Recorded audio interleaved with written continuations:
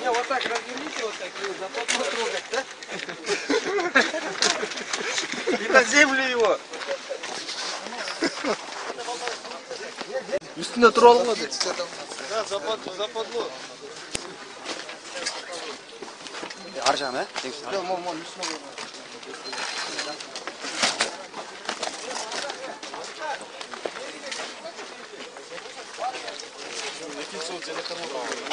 Ana can demeler.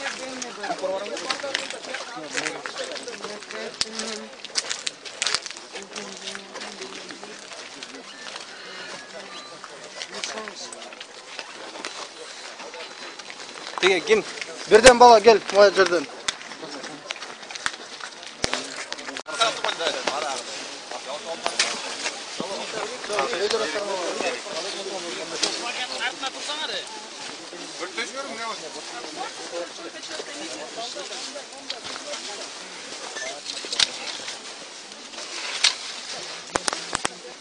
По поводу количества людей.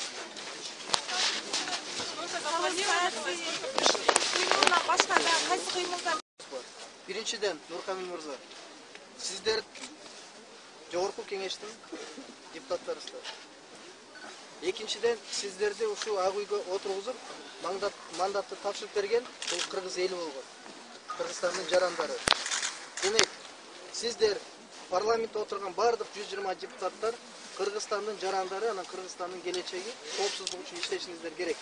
Сиздер Европарламент же башка мамлекеттердин талаптарын кайсы бир учурда мыйзамга жараша, кырдаалга жараша мүмкүн кабыл аласыздар, бирок элдин баалуулуктарына келгенде мындай кабыл алынбашы керек.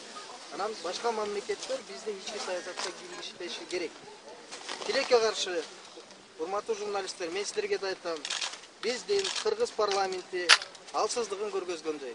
Себеп, мына биринчиде, экинчи мыйзам боюнча дагы бейөкмөтчүлөр күч алып, эл аралык фонддор күч алып, жада калса элчилерден баштап мына Европарламентке чейин киришип баштады.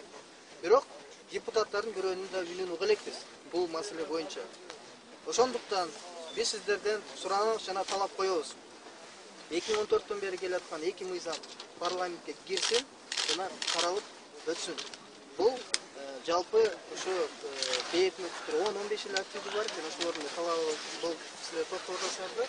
Ал эми бул жалпы элдин талабы болот. Анткени бардыгына чыксаңар эле эч кимге жакпайт бул нерсе. Ошондуктан мына журналисттер менен да макулдаштык. Биз силерди күттүк, биз дагы ойлогонбуз, дагы 1-2 депутат чыгат деп. Эми ар бир депутаттын өзүнүн абийирине койдук.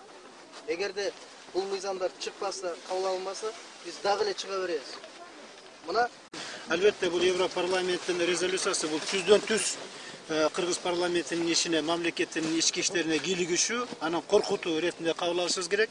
Мен муну публично ошо парламенттин ичинде дагы айтканмын.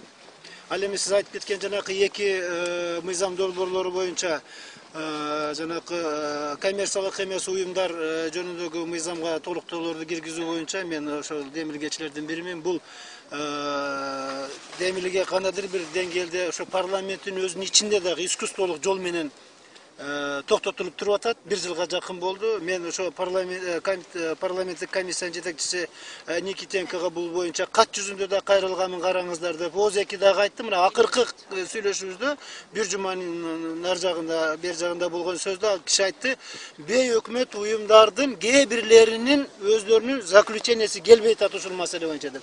Бейөкмөттөр бул маселени 1 жылдан бери талкуулап атышат. Анан ошол комитет үчүн ошол кайсы бир ассоциациялардын, бейөкмөт уюмдардын заключениясы келбегендиге жыйынтыгы ошол себеп болуп эсептелинет экен да. Мен айттым, бул себеп болбош керек депчи. Десе мына эми биз февраль айынын календардык планына, комитеттин календардык планына киргиздик деп комитеттин жетекчиси айтты, ушунда карайбыз деди. Мен эми азырынча мындай жумшак иретинде эле суранып атабыз. Эртең кийинки жумада биз конкреттүү түрдө мына февраль айы келди.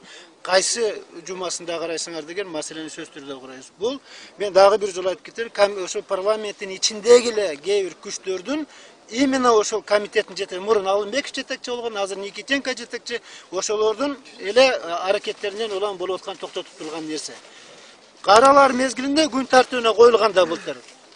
техникалык себептерден эле улам дейт. Кагазды унутуп калган эмес секретары. Bir kagaz bu жактан экинчи жакка жылбай калган эмес, ошол себеп болуп эсептелинет экен. То есть мен силерге жеткизип кое турган нерсем, бул искусстволук жол менен ошо комитеттин жетекчилери тарабынан кармалып келип аткан нерсе. Биз бул мыйзам долбоорун сөз түрдө парламентке алып чыкканга болгон күч аракеттерди жумшайбыз.